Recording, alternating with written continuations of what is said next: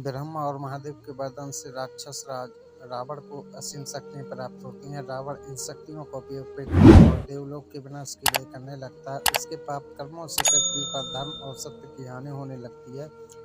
पृथ्वी पर असुरों की शक्तियां बढ़ने लगती हैं और साधु संतों की शक्तियां उनका प्रतिकार नहीं कर पाती। रावण से भयभीत सभी देवी देवता जानते हैं कि जब पृथ्वी पर धर्म की हानि होने लगती है और अधर्म बढ़ने लगता है तो धर्म की पुनः स्थापना के लिए भगवान को मानव रूप में अवतार लेना होता है। इसी आशा के साथ वे सभी भगवान विष्णु के पास गुहार लगाने जाते हैं।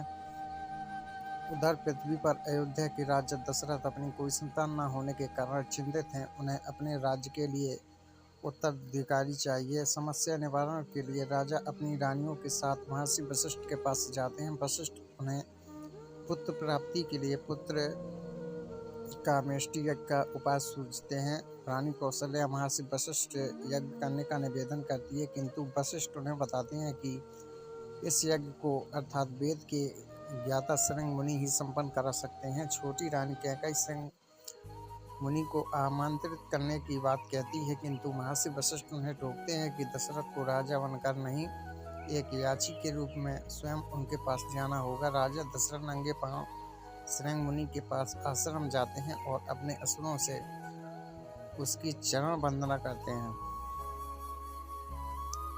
शृंग मुनि अत्यंत प्रसन्न होते हैं और उनका मनोरथ पूर्ण करने के लिए यज्ञ कराते हैं। यज्ञ से अग्नि देव प्रकट होते हैं और राजा दशरथ को खीर के एक पात्र के साथ यक्षा पूर्ति का वरदान देते हैं। दशरथ वह खीर कौशल्या व कैकेयी को खाने के लिए देते हैं।